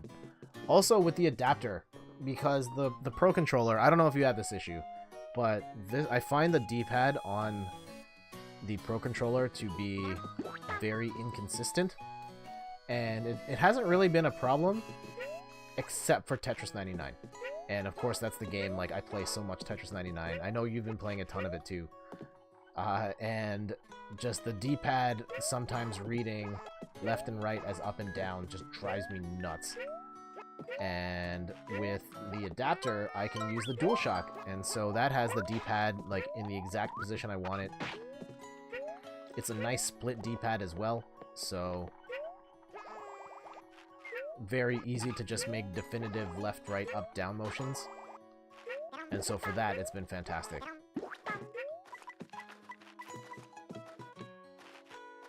I have BlazBlue Cross Tag, but I haven't given it a chance. Now is my chance. Preach. Had some missed drops last night because of it. Yep. I'm playing Pro Controller right now on Yoshi, and like it's fantastic, except for games where you need the D-pad, and then it's a nightmare.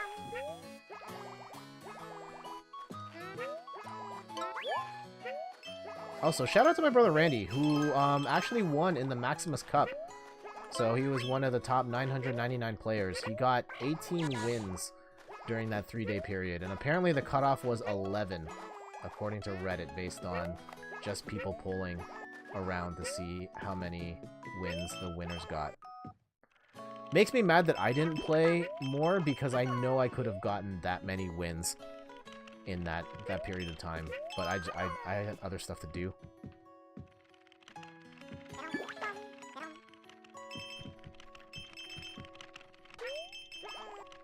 And yeah, I played a bunch of Tetris 99, but I know I have not played as much as you and him.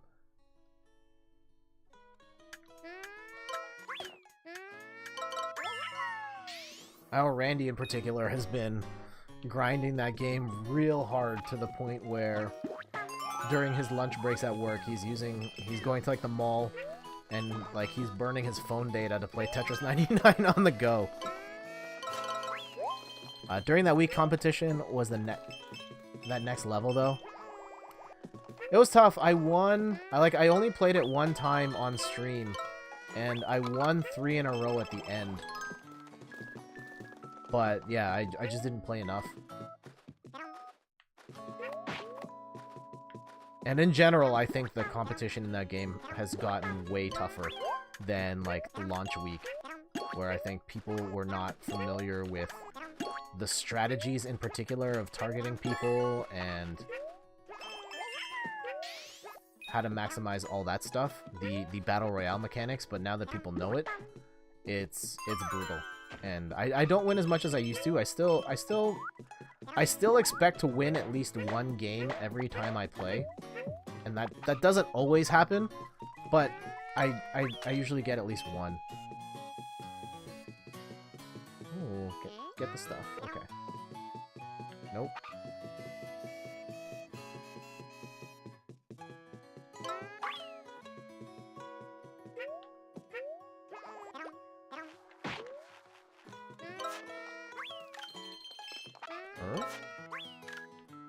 Huh.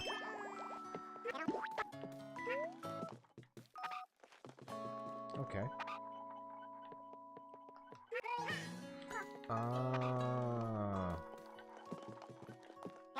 Got it.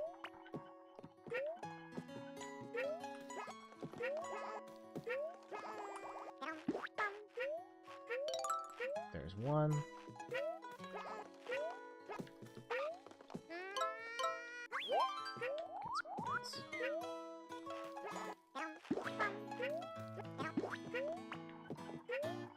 There's 2. Have you seen footage of World Next Door? I have no idea what that is.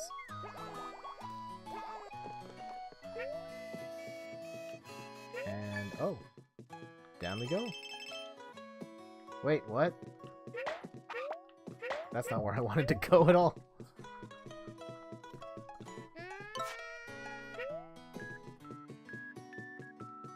Okay, we're missing one more thing.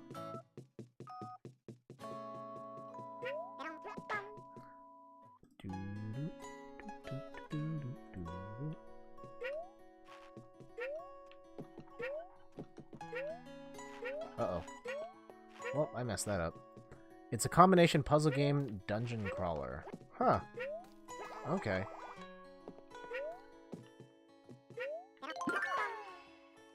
Yeah, no, I've not heard of that, but I will write that down in my book here. Ugh. World. Oh damn. I need to switch out this pen. Next door.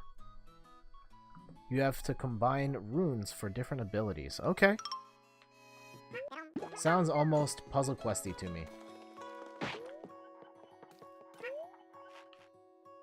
Yeah, Puzzle Quest is a game I got really into for a while, but I hated the way they monetized it on iOS. Like, it was so scummy the way they did it, where like 80% of the game you got at one price, and then you just hit this wall where like, oh, if you want to finish the game, you have to buy the last 20%. And I was like, nah. But this was before people really figured out like monetization on mobile. What is happening right now?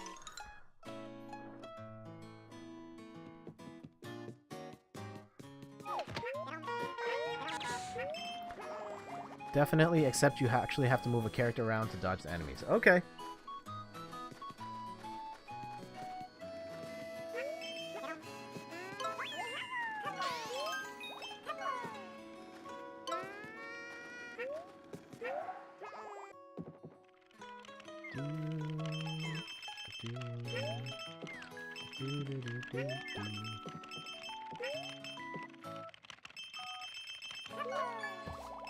Alright, do we get any more?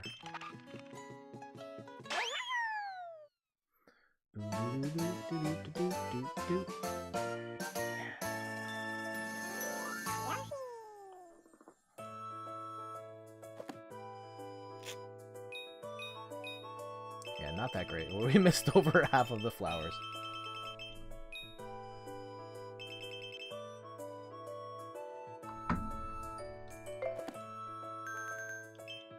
That's alright, we should still have enough to get through.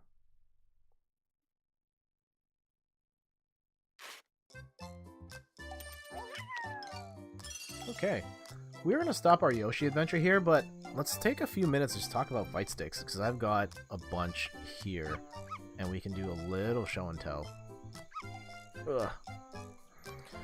Let me move, stretch my back out a little bit. Ugh.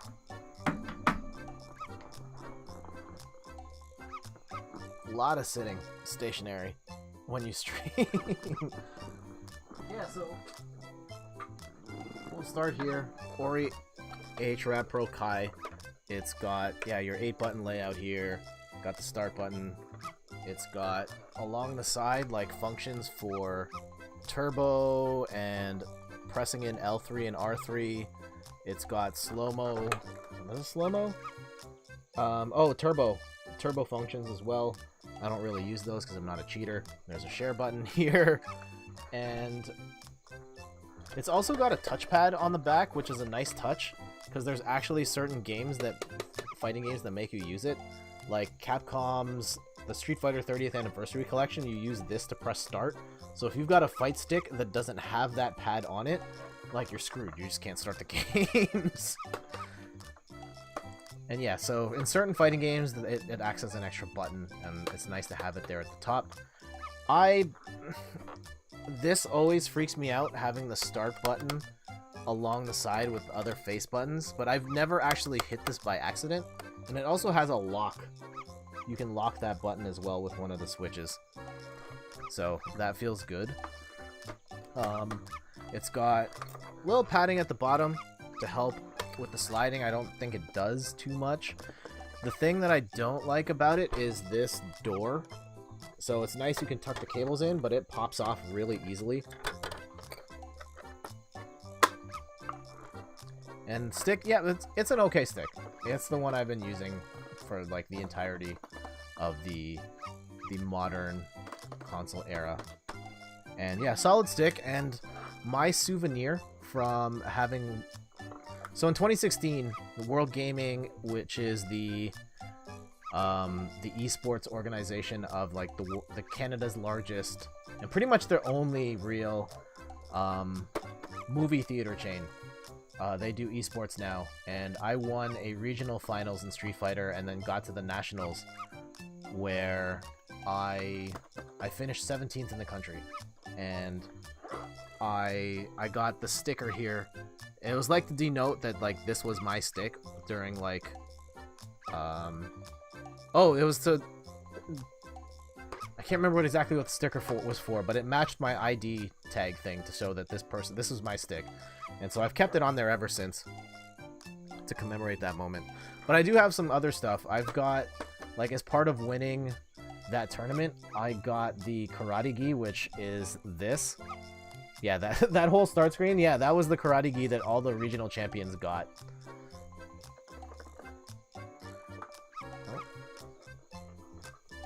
How do you like the Hayabusa stick / buttons?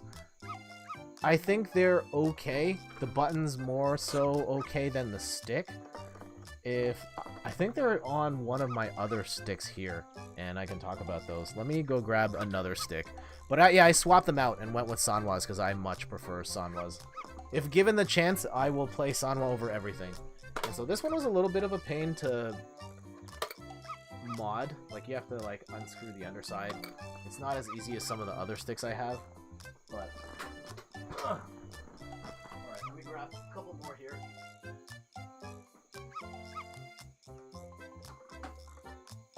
Here we go. This.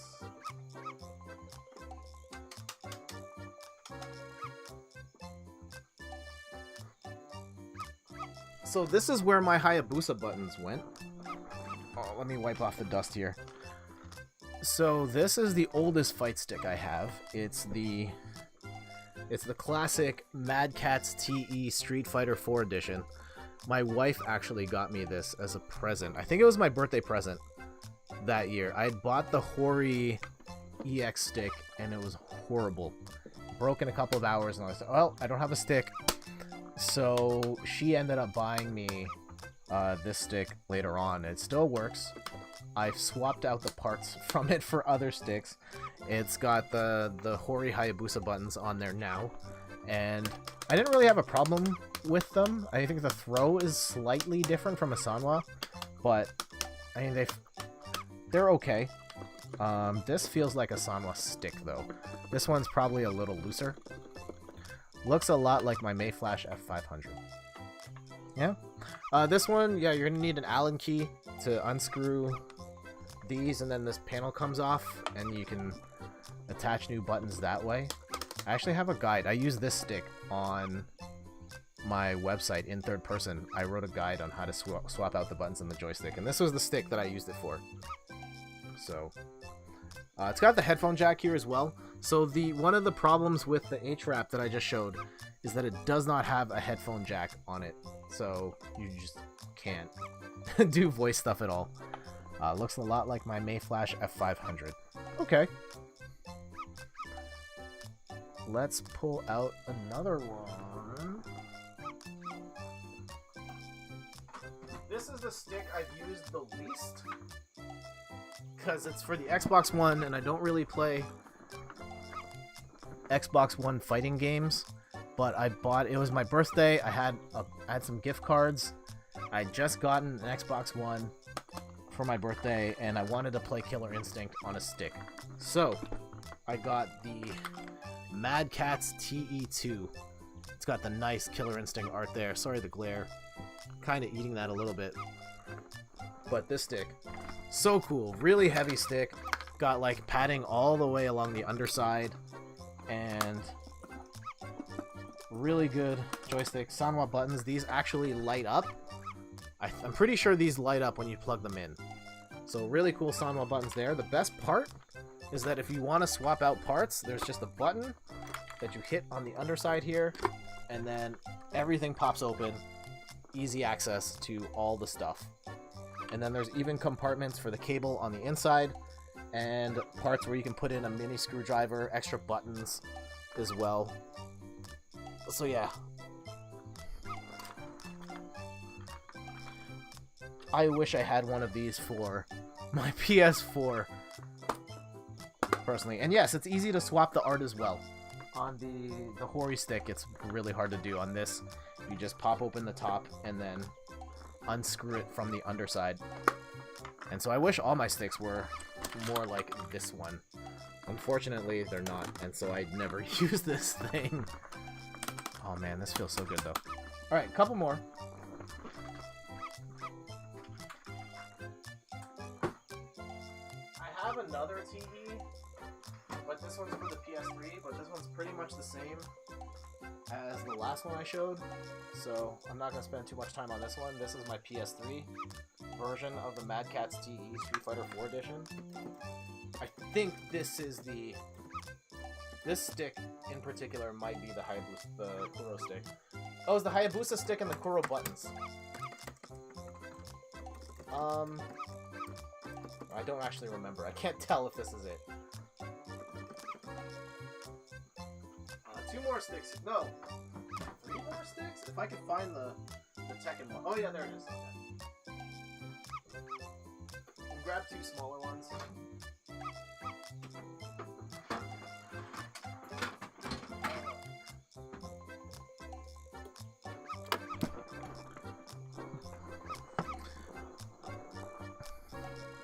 That art looks nice. This one I got with my copy of Tekken 6. And so this is a Tekken 6 fight stick for the PS3. I think this was Hori as well. And the reason I bought this was that it was cheaper for me to buy the limited edition of Tekken 6 that came with the fight stick than it was to like buy Tekken by itself and buy the fight stick by itself. So this one has a much smaller footprint. It doesn't really have cushioning on the back, so it's gonna slide around a lot. You need to have this USB dongle, so you can't really use this in tournament because it's wireless. And the buttons and the joystick in particular feels really loose. It wore out very quickly. The buttons feel kind of stumpy. Not the greatest, but I could play on it. It served its purpose for a time. And so this one I still have. I lent it to a friend for a long time and then he gave it back. But yeah, with these sticks in particular, like, you can't really mod them. Everything's like soldered together and the back is not really easy to open up. So you don't really get much of a shelf life on these. And then another one similar to that. This one is my... Oh, most of my sticks are Hori now that I think about it. This is a Hori fight stick for the Nintendo Wii.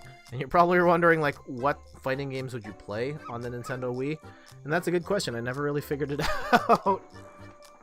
I had... Do I still have it here? Oh yeah, Tatsunoko vs. Capcom is what I bought it for. But really, I bought this for myself at Fan Expo. I competed in my first ever fighting game tournament, and I won my first match. And to celebrate that, I decided to buy myself a trophy, and it was this fight stick for the Wii. And so yeah, it's another like entry-level stick. You can't really mod it in any way, shape, or form, but it works on the Wii. It's still in pretty good shape because I almost never played any fighting games on the Wii. So yeah, this is a Hori fight stick. And one more. Ugh.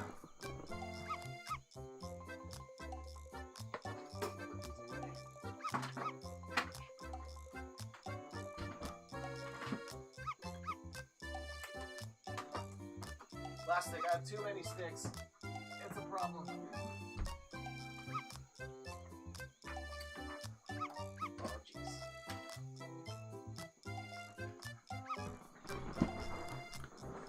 And this one, another one where I thought I did really well in a tournament, and I decided to treat myself. This is the Kanba Q4 RAF. So this one works for the PS3 and the 360. And so I could have 2 players with this fight stick as well, having only 3 fight sticks instead of 4. I know you don't, it's too much. This one actually has a sort of like a velvet-like material to prevent slippage at the bottom. This one's kind of a pain in the butt to open up. I don't think I've really... No, I have not opened this one up. So this is all Sanwa buttons, Sanwa joystick. And yeah, you could use it for Xbox 360, PS3, and PC as well. And yeah, this one is one of my favorite sticks. I didn't really use it that much at the time, but like, this one still feels really good. It's in good shape. If I ever get into playing fighting games on the PC, I could probably still use this thing. Yeah, I kind of defaulted to the Mad Cat sticks a lot, even though this one's really good as well. So yeah, this was the Kanba Q4 RAF. And those are my sticks.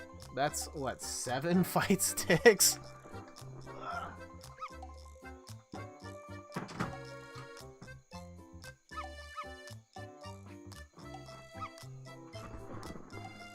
It becomes an addiction, man. You get a new console, they don't necessarily have the adapters right away, or you're just like, man, I need a new stick to work on this other console, and you buy another one, and another one, and another one, and then you start buying buttons and joysticks, and it's a whole thing. But yeah, I'm playing almost every fighting game on a fight stick just because I much prefer the form factor. But yeah, congratulations on your fight stick, the Mayflash F500. I'll have to look that up after. But until then, I think we're going to close it out for tonight. I know I normally stream on Wednesday nights, but that's not happening this time because I'm going to be cheering on my local baseball team. So I'll be out all night Wednesday, and we'll be back on Thursday playing Paper Mario some more. I think we're close to halfway through that game. I know we're going to be streaming that for like at least another month at the rate that I'm going, but I'm really enjoying that game, and I'm really mad at myself for not having played it sooner.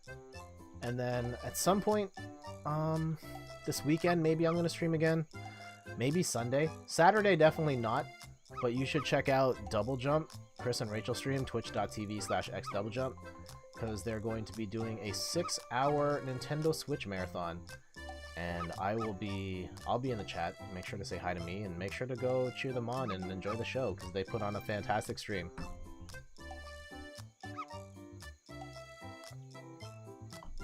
Alright. Time to shut her down. Thank you, Mulligan, for hanging out. That was really fun talking to you about fight sticks and fighting games, arcade games. I actually had like a whole bunch of stuff written down of like things to talk about, and I didn't get to any of that stuff, but that's okay. This was more fun. So thank you for dropping by. Hope to see you soon. And until Thursday, I'm Jet from inthirdperson.com, and I'll see you guys later.